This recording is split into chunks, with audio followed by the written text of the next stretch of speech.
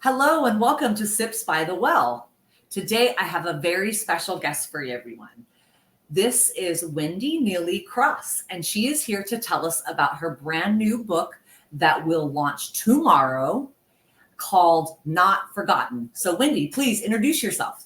Thank you so much. It's such an honor. I'm so grateful that you invited me to be on with you and to share about our book as this is our family's journey. The book is called Not Forgotten.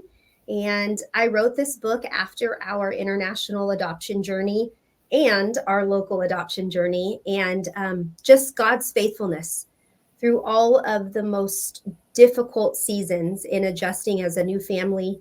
But then in addition to that, looking back on our son's time as an orphan and on the streets in Ethiopia, and him having eyes to see now as a young adult, God's faithfulness through every single time he felt alone, to know that he was never alone, that God was near him, had rescued him, and had a perfect plan for his life. And so indeed, he was not forgotten. And so we get to share that in our book. Amazing. So, how I got to know Wendi is I actually know her son that she's talking about that was adopted. I do a lot of work and go to Powerhouse Ministries. And so he had given his testimony a couple of months back, and I just found it so inspiring and amazing. And he's such an amazing young man. And just he kind of told a little bit of his journey and growing up in Ethiopia and things like that. And so I had to find out who his mom was, because I'm always curious about who the parents are. You know, how did these kids become such good adults? And so how many kids do you have total? So we have 6 children total. We have 4 biological children, and then we have 2 adopted. So our oldest is adopted, and that's Neely, who we're speaking about now. And then our youngest is also adopted. He's almost 13. And both of them were adopted after we had 4 bio kids. And we also had told ourselves and the Lord at the time, like, the game was over. We were done having kids. So yeah, my encouragement is always never tell the Lord the game is over, because he does what he wants. And we're so glad he does. Amen. I know that's right. Yeah. You were like, no more kids. And God's like, yeah, right. Just kidding. Yeah, we actually had a license plate. We had 3 biological sons, and I had really wanted a daughter, but after our 3rd boy, I'm like, no, like literally no more. I was spun out. Like 2 was fine, 3 threw me over the edge. Our license plate after our 3rd son, it said game over, boys 3, girls 0. And we laugh about this all the time because God gave us 50% more. Well, that's how he does. He always delivers exceedingly and abundantly more than we ever ask for. Isn't that the truth? And thank God he knows better than we do, right? Yes, for sure. Because, you know, we think we want certain things or that we don't want certain things. And his provision is just perfect. He always knows what he's doing. So thank God that we know to trust him and not freak out when things happen. Yes. Yeah. And especially because that little girl we prayed for, she was our 4th and our only girl. And so I did get the daughter I always dreamed of. So praise God. And I bet that's super special in a family with lots of brothers. Oh yeah, she loves it. I mean, loves it. She's like, can you just take a picture of me with all my brothers? Everyone's so scared of them at school. Perfect. That's perfect. Yeah, that's the best way. Whatever you need, sweetheart, whatever you need to be protected, that's fine. But that's right. Yeah. So tell me, what did this adoption journey look like? Wow. Good question. So, my husband went on a mission trip to Ethiopia with a football player that he had played college football with. And he had gone to Ethiopia. And to be honest, he wasn't fully surrendered to the Lord at the time of this trip. He was kind of going to see where our money was going because we were donating to this children's home. But he was open to faith and had gone to church, you know, sometimes with me, but not fully committed. And he went on this trip, and he basically had said to the Lord, like, forgive me that I don't have a very strong faith. I'm sorry I'm that stubborn guy that would need like a Red Sea moment. And he went on this trip to Ethiopia, and they were running in the slums, and the rain started coming down sideways. And when it did, everybody starts moving to the sides of the road. And there were, I mean, thousands of people. In fact, just to kind of give you an idea of this, as the rain's coming down, the thousands of people started parting under, and the guy running next to Rick was a pastor. And he turned around and looked at Rick and he said, "Hey, Rick, it's like God is parting the Red Seas for us." And my husband just lost it. Like, he felt like God was just so gracious to answer him in such a direct way. That wasn't a coincidence. And so it took them, 3 minutes to run down to where they were going. But heading back, when it wasn't raining and all of the people were back in the streets, it took them about 45 minutes to get the same distance. That's how many people were there. Wow. So when we say a splitting of the Red Seas, I mean, it was a visual representation of just movement in front of you to make your way clear. And God is so good to be so visual for us when we need it most as his kids. Yeah. Yeah. He knows what we need, and he knows the right time that we need it. And for him to have answered him so precisely, his faithfulness is so, so always on time. Yeah. And so what happened was, that was an answered prayer for me. And he now had his heart broken for what breaks God's heart. And that was the orphan. And so he had met Nebiu at Covenant Orphanage, and he had gone into back in the day, it was an internet cafe, and it was Yahoo Messenger. You remember that? Yeah. We didn't have like FaceTime or any of that stuff. So he was messaging me from the internet cafe, and he said, "Babe, when I get home, our lives will never look the same." He's like, "Be ready." And I thought, oh no, what did I pray for? Because I'm like, is he going to ask me to move to Africa and sell everything I own? I've never even been to Africa. I don't want to be a missionary. Yeah. But he came home, and of course I knew it was an answer from God. I had been praying persistently as a wife who was in love with Jesus and sold out for Jesus. I'd been praying for my husband to be the same. And so I'd waited 7 years for that prayer to be answered. So, women out there, when you're praying for your husband, I promise you, like, stay right with the Lord, be an example to them, love them unconditionally, and don't stop contending in prayer for their salvation. Amen. God absolutely hears you. So side note on that. Yeah, no, absolutely. Because, our prayers are powerful. Yeah. And it might not be answered right away. Like you said, you had to wait 7 years, but God was working on his heart the whole time. He was. And so he brought home a photo album, and it was a picture of every kid that was still at Covenant Orphanage that was considered a true orphan, meaning their mom had passed, their dad had passed, and there was no relatives in country that could care for them. And so he had brought home a photo album, and we were committed as a family to pray for these kids, for a family, for a forever family. And we had 4 bio kids at the time, and we got to Nebiu's picture one afternoon, and we prayed over Nebiu, and Rick said to me, this is the oldest boy in the children's home. He's almost 12 years old, and he has lost all hope of ever being adopted because he's the oldest boy, and nobody wants to adopt an older boy. And he said, he's such a leader. He called out the qualities in Neb that a daddy would see. He's strong. He's courageous. He's a leader. God made him to lead. And we prayed for Nebiu. And we went to bed that night, and I had a picture frame on my fireplace, and it was a picture of me and my 3 biological sons. And the picture frame said, "A mother believes in who their son will become." And I saw Nebiu in that frame. Like, I visually saw that picture in that frame, and I thought, we are literally praying for something that we could be the answer for. And our oldest biological son was the same age. They were 6 months apart. And I thought, what if something happened to Rick and I, and no one would take our older son? And I woke up my husband in bed, and I said, "Rick, I think that we're praying for something that we could be the answer for. Can we adopt Neb?" And he sat up and he said, "You are willing, please start the paperwork tomorrow. You had told me game over, and I had already pressed that envelope. If you're willing, start tomorrow." And we started an international adoption journey without knowing a single thing about international adoption. We had no clue what we were doing. But what we did know was that the Lord had said, "This is your son," and we trusted he was. Well, when God puts something on our heart and we already trust him, we don't really question it. We just kind of say, okay, let's do this, and then find out all the other things later. Yes.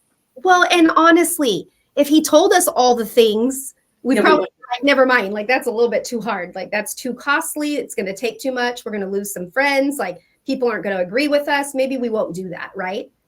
Yeah, well, I mean, when Jesus told the disciples, get in the boat, we're going to the other side, he didn't tell them there was going to be a huge storm and they were going to feel like they were going to die in the middle of it. And rightfully so. He just told them, we're going to get to the other side. And that's the kind of trust and the kind of faith that we need to have in the Lord, and just let him work. And so you guys started the paperwork, and then what? How long did it take from that initial paperwork starting? So it took us a year. It took us exactly a year. So in 12 months. And during that time, we had to fundraise like crazy. Our kids were all in. They knew he was going to be their brother. We showed pictures. We prayed as a family. And we had to make some pretty significant financial changes in our life because at the time I was a stay-at-home mom. We had 4 kids. My husband was, our sole provider financially. And our oldest son, Colby, was in competitive soccer, and our other 2 were playing golf, which are 3 very expensive sports. And we basically sat the kids down and said, we have to fundraise to bring Nebiu home. And we think in order to fundraise, we need to be sacrificing everything we can monthly. And so we had $8,000 saved, and we used all of our $8,000 before we asked anyone to give toward our adoption. And then all of our kids were willing to take a year off of competitive sports so that their money per month would be going toward our adoption fees. Wow. And then we started fundraising, and it was incredible to see the community of people, which is so crazy because it wasn't really the community of people you would think. Never is. That came behind that. And so we learned some pretty valuable lessons in that time is let God provide in the means and the way that he's going to do it, because the ones we thought were going to give didn't a lot of times, not always, but the ones that really weren't even a part of our like Christian community were the ones that came in pretty clutch, if you know what I mean. Our kids is Colby moved from a competitive soccer team to a select soccer team, which was no monthly fee, but these kids were incredible athletes, and their families, I mean, they joined us on almost every fundraiser. They were so generous, and it was a brand new group of family to us. It wasn't a team he'd played with forever. And the coolest part about that is Neb got to come home and be on that same team. And those families had helped fundraise and be a part of this journey. And so they received him with open arms. And it was such a precious season for us to get to do life with those families even after. So we fundraised, we did paperwork, we had to do a home study. We had to have, all of our kids had to be interviewed from social workers. And then we got to a point where we were confident that we were going to get to go get Neb. And we were on the last step. It was just getting his visa approved. And so we bought plane tickets, and we had sent him a photo album that he could look at once we knew that he was our son and the adoption was going through. And so he had a photo album of all of the pictures of everyone in his family, their name, their birth date, and then some of their favorite things. And right before, 2 weeks before, the government here would not approve the visa because in our home study, and this is kind of controversial, but hey, it's out there. We had put down that we had spanked our kids when they were little, like, if they needed that, we had done it. And so they would not approve us to adopt Neb. And so we had to go downtown Sacramento and go in there and wait by the door of this government official and beg him to see us.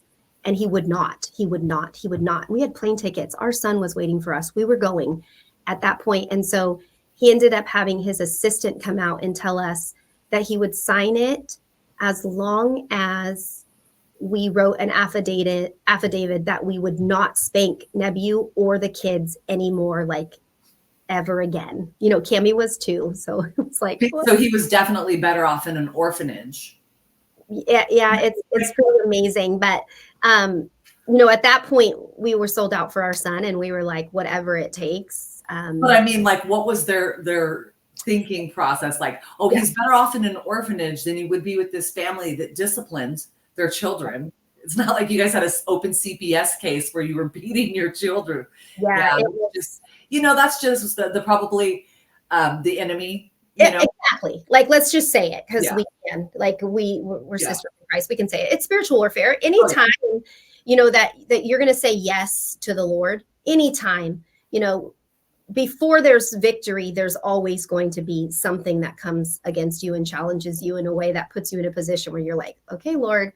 Yeah. Are you sure? We'll still on to this. Yeah. Like, I'm still a yes until you tell me no. And so it was that was real difficult for us. We also had, you know, some friends that didn't agree that we should bring home an African child. Like, they were very against us bringing home an African son at that age. We had people come to us highly concerned of all the fears and all the what ifs. Like, what if, you know, he did something to your baby girl, you'd never forgive yourself? Or what if he comes here and he's rebellious? I'm like, so are my own kids sometimes. Like, he probably will come here and be a bit rebellious. What 12 or 13 year? Did you guys get to go see him at all, or no? Okay, wow. No. So it's just one encounter your husband had with him. Yeah. And then when we went to get him here, you know, here's the best part. Like, we endured all those things. And it was a hard year. It was tough. There was a lot of sacrifices. But then there was also just so many precious moments of people showing up for us that we didn't expect. And then, oh my gosh, you just feel so encouraged and loved by that. I had someone sell their car and donate to us. Yeah, we had the soccer team do fundraisers. I mean, the people that showed up, and it was more than enough. But I forgot to tell you this part. This is probably one of my favorite things, is the Lord strictly made it clear to me that we were not to tell anybody outside of, like, you know, the people that we knew were going to pray for this. We weren't supposed to announce it until we got far enough along that we couldn't turn back. We were supposed to keep this. Well, and that's because, you know, I mean, it's just like a baby. When they're in the early stages, that's when you have the fear of losing it. And probably also, too, to just keep your faith up so that when those things came at the end, you could say, no, we've already walked through all of this. We're certain, and we know. So you can't put any kind of negativity into that. Every what if thing someone brought to us that wasn't in support of, you know, a biracial family or an African adoption, or, you know, you get all the questions like, why don't you adopt from here? I'm like, at the time, I didn't know I was going to be, but now I'm like, I did. Have you? You know, because sometimes people just ask crazy stuff. You're like, you could adopt from here or there. There's children everywhere, and they're all God's children. Thank you. So, you know, like, why did he save me? I don't know, because he's merciful, and because he's, you know, he decided to. I don't feel like I deserved it by any means. I didn't do anything to deserve it. And this is just a poor kid that, I hate to say it, without you guys, he may have not gotten adopted. You know, I mean, I know as the older that they get, the less likely it is that people want to, you know, because people always want to adopt them when they're little. Yeah. You know, well, and truth be told, at age 14 at the time, so Ethiopian adoptions are closed to Americans now anyway, but at the time, if they turned 14, they were not adoptable anymore, no matter what. And when we picked up Neb, he was almost 13. Wow. So, I mean, we barely made the window. It was us, or, I mean, God knew his time was perfect, but it was us. Yeah. We were his parents, and we were his option. So, but when we got there, he had that photo album. Oh. And he had memorized every name, everyone's birthday, their favorite things. And when I walked up and he hugged me, he said, with his very thick Amharic accent, because he spoke no English, "Hi, Mom," just like that.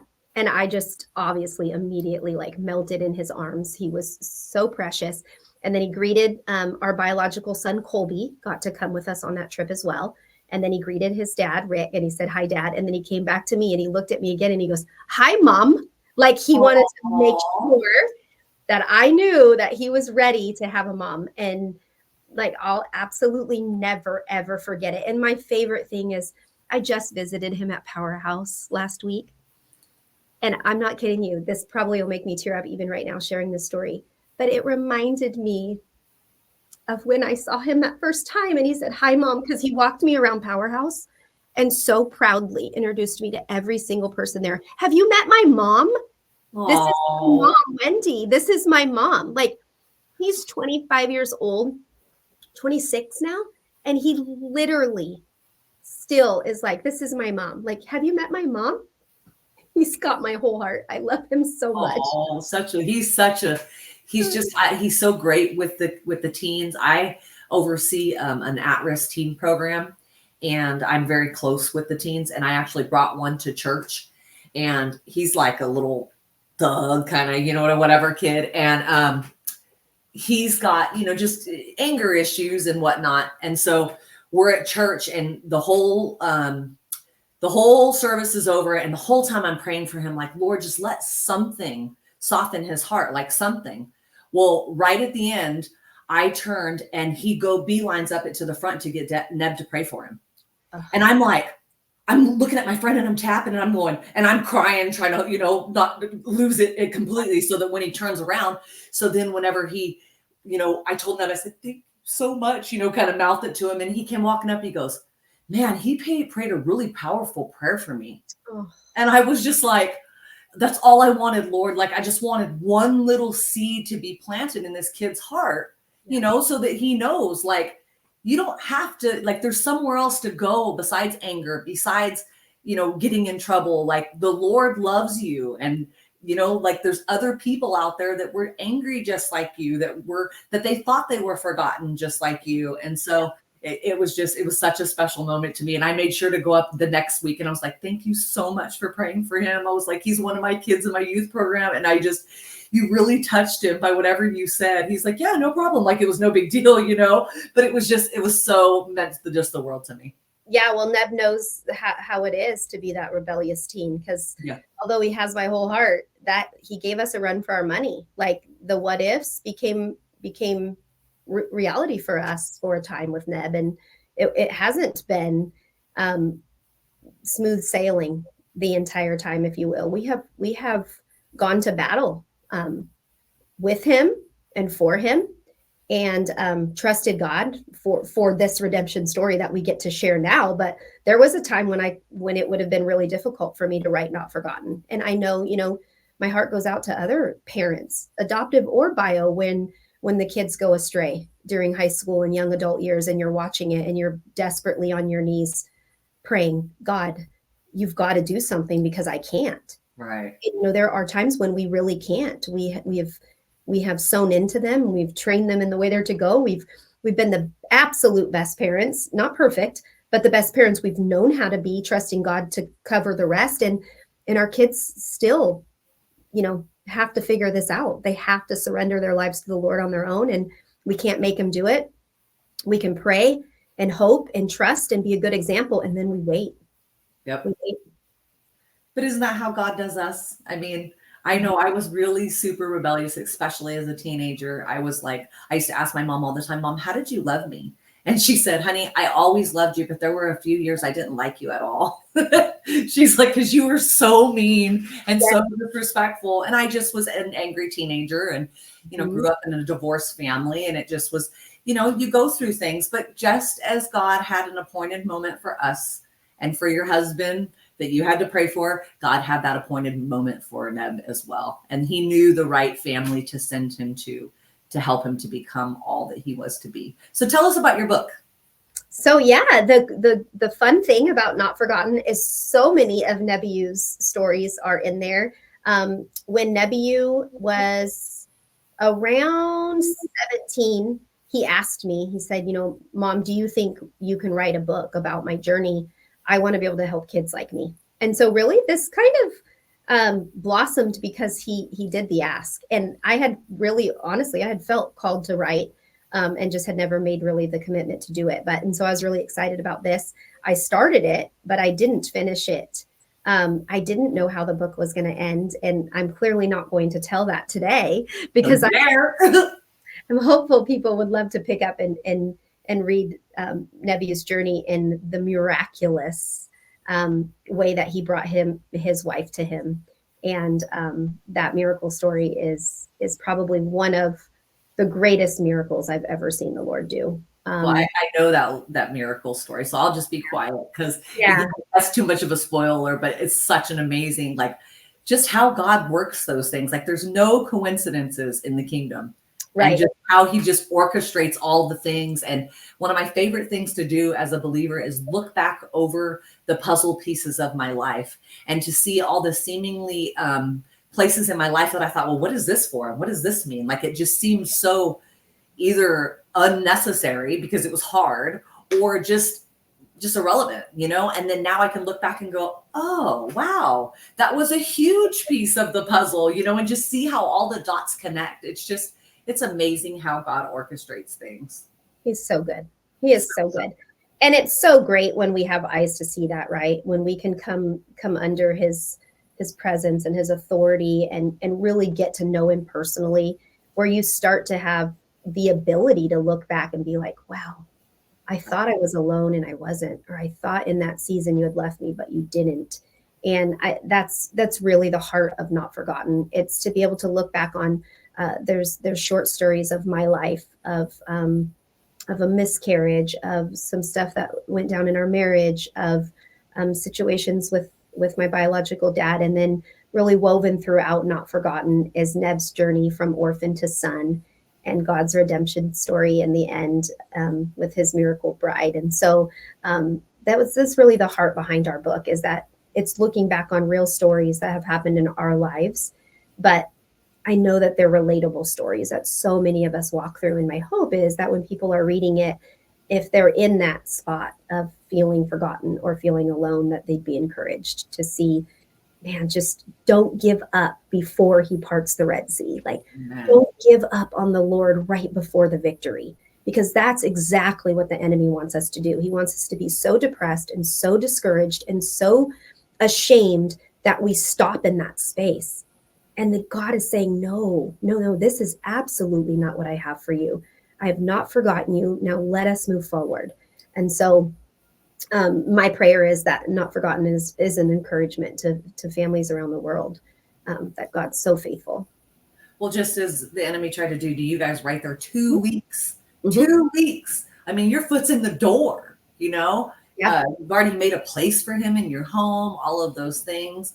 And that's how the enemy does. There's a scripture in the Bible that says there's a great and effectual door, but there are many adversaries. And so God will present us with these amazing gifts, if you may, but there's always going to be some kind of, pushback waiting. And if we're not willing to go the distance, like, are you serious? Like, do you really want this? Yeah. I think just to show that, number one, that we want it, but also that we're mature enough to handle it. Yeah. Because there's going to be, as you said, as he became a teenager, he probably did normal teenager stuff. And if you hadn't have been sure that he was supposed to be your son, those things probably would have been harder for you guys to have to walk through as parents. Yeah. And there was so much hard in that. There was so much hard. I mean, he was 12. Like, so many of his habits were established. He didn't speak our language at all. And so even communicating was incredibly difficult. And we had to get very creative in that. Everything we did, and for him as well, was really hard. None of it was comfortable. It was all difficult. We would have him write in a journal every morning in Amharic. And then we would go to the Ethiopian restaurant once a week and ask the waitress to read. I would ask her to read it. Oh, how special. Yeah. I mean, we had to get really creative on how to communicate. And there's stories in the book of him learning English that will make you roll and laugh out loud. So how long did it take him to learn English? Oh, he first of all, he's really intelligent. He is a college graduate and didn't speak English till he was 13. And yeah, he's incredibly intelligent. But what we did, and we thought it was what was best for him at the time, and of course, we didn't really know the culture as well as we do now, but when we got home with him, it was advised to us that we keep him home from school until he learned fluent English. And so we were sending all the kids to school, except Neb was home with me. And he knew that until he learned English, I wasn't going to put him in school. Well, going to school in Africa is a privilege. Kids with money go to school. Good kids go to school. Smart kids go to school. Kids in severe poverty don't go to school. So Neb is feeling like, why are you not sending me to school? Oh. And I'm feeling like, I can't send you to school. You can't speak the language. And we don't know each other yet. And so I had bought him Rosetta Stone. And he did it day and night. I mean, he did not get off of that Rosetta Stone unless we made him, because he was convinced that he was going to school as soon as possible. And so he actually learned English, I would say, within 6 weeks. Wow. Like, he could understand English. He went to school very shortly after he got here. He was determined. And as soon as he could say it, he's like, me, go school. You take me. I was like, oh, okay. Okay, I guess we're going to school. That's good enough English for me. So, And you know, they say that English is the hardest language to learn. yeah. Yeah. I don't know. I do mission work in Uganda. I'm there 3 or 4 times a year, and they speak Lugandan. I am telling you, I've picked up like 2 words in 13 years. It's so hard. Really? Well, I think that's just because I think the reason they say that the English language is so hard is that we have so many variations. I know, like, I read the Bible and it'll be like broke down from Greek to Hebrew, to English. Yeah. And one word, we have a whole sentence for one of their words. So we just are a lot more wordy than any of the other cultures. And so I think that's probably, and we have so much slang. We have slang, and our words can mean more than one thing. So do you want me to tell you the funniest story? The funniest story. It's actually in the book. But when Neb had come, remember I said he played on that select soccer team. And he was in the middle of a soccer game when he very first came. He didn't even speak English at all. But when they were at soccer practice and they were in trouble, they had to do push-ups. And the coach would yell, push up, like, and so they would do push-ups. Well, he was actually guest playing on a full Hispanic team.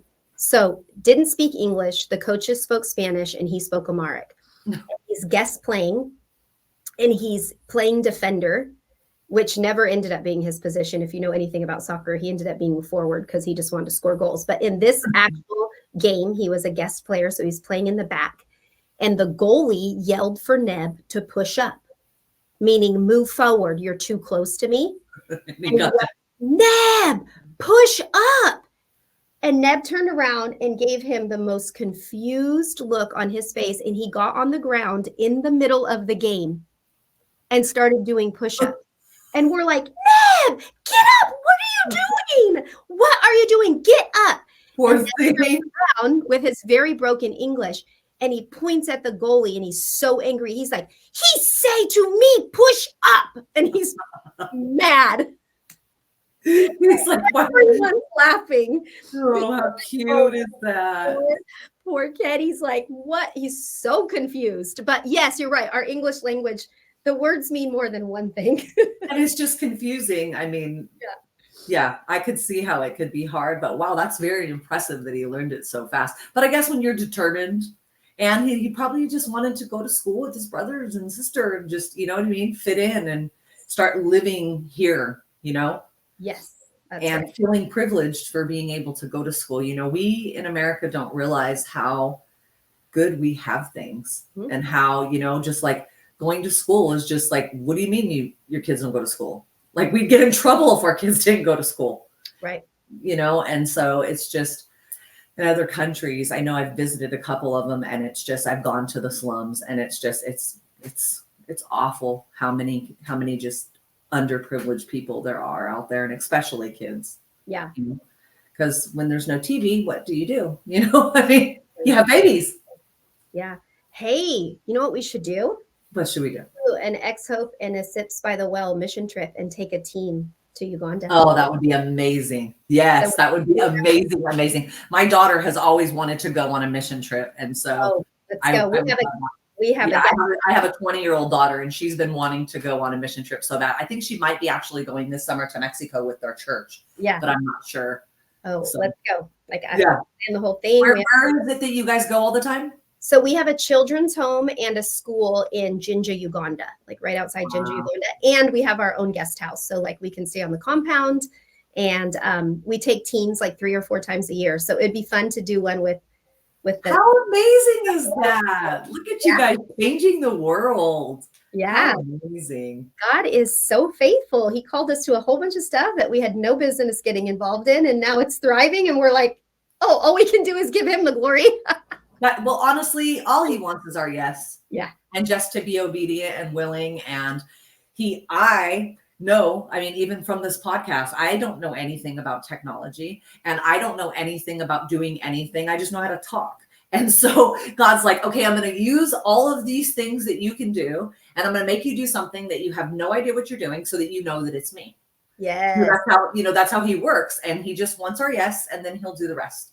He's brought all the people alongside of me. One of my friends at Powerhouse, actually, he's techie. He came and helped me set everything up. I'm like, I don't have any idea what I'm doing. I don't know why God would tell me to do something like this. But, if we're obedient, like you said, it's thriving. And how exciting for your whole family. And I bet all of those sacrifices that your kids made with them taking off of the sports and those things, those will make it easier when they're parents to show their kids the right way, that how we serve the Lord, to make sacrifices, and that how blessed that we all are, and the things that we have, and just as kids, for them to be so understanding. Like, some of these kids out here are just super spoiled, and I can't ever see them wanting their brother to come so bad that they would be willing to, partner with you guys and do that. What a beautiful story. Yeah, it's a beautiful story. It's the best. And our kids are also engaged. We also are so blessed. We have 2 daughter-in-laws, and we have 3 grandbabies. Wow. 2 daughter-in-laws on the way. We have one this year in June, a wedding at our home. Actually, it's going to be so special. And then next year we have our next wedding. So like our 4 big boys will all be married by next year. And we have 3 daughters. Exciting. And look at the legacy that you're creating. Yeah. So amazing. Yeah, so that's amazing. It's my prayer for sure, is that our kids and their kids and their kids and their kids, right? The blessing. Yeah, I love that song. That song gets me. I still cry. I can hear it 100 times and it still makes me cry. Yeah, that's absolutely my prayer. And even in writing Not Forgotten, knowing that my grandbabies and my great grandbabies will be able to read these stories someday and see what our family was like before Jesus, because we are first generation Christian family. And so, before Jesus, I thought I was forgotten also. And so I'm excited to be able to leave that legacy for them. Amen. So tell us, where can we get this book? Yeah, so the book is actually on Amazon. So you can, find the link. It's Not Forgotten by Wendi Cross. It's with an I, Wendi. And then also you can visit my website at www.wendycross.com, and you can request a speaker there. I can come and speak at your women's events, or you can also purchase the link on the website, and you can see some pictures of the family as well. Great. And then I always upload this to Facebook, Spotify, and I will share the links there as well. Yeah, and tag me for sure, so I can reach it. Yeah. Well, thank you so much, Wendi, for agreeing to come on and sharing this beautiful story of how you just helped God not forget people. That's just to be his hands and feet is so special, and to just be the mother and father that God called you to be. I'm just very inspired by this, and I cannot wait to read the book. Thank you so much. I'm going to send you a copy, and I'm going to sign it for you. I'll get to have it before she's super famous. You're going to have it. And thank you for the good work you're doing, and for your faithful yes too. And I pray just abundant blessing on Sips by the Well, that many people hear what you're sharing and are inspired to know Jesus and love him more through you. Thank you so much, Wendi. Thank you. Everybody, make sure to like, subscribe, share, and go get this book, Not Forgotten. It comes out tomorrow. April 29th, correct? April 30th. It 30th, comes out okay. April 30th. Yep. Okay, April 30th. Do not forget, go get the book. Thank Yeah, you. don't forget. Bye. Bye.